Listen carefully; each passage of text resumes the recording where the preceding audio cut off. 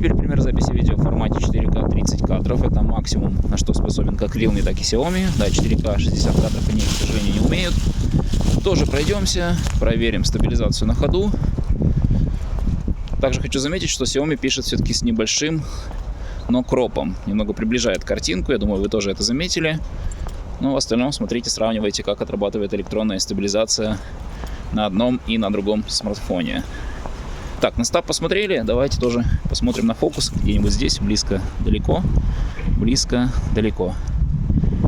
Ну, в Realme как будто немножко скачет освещение при переводе фокуса.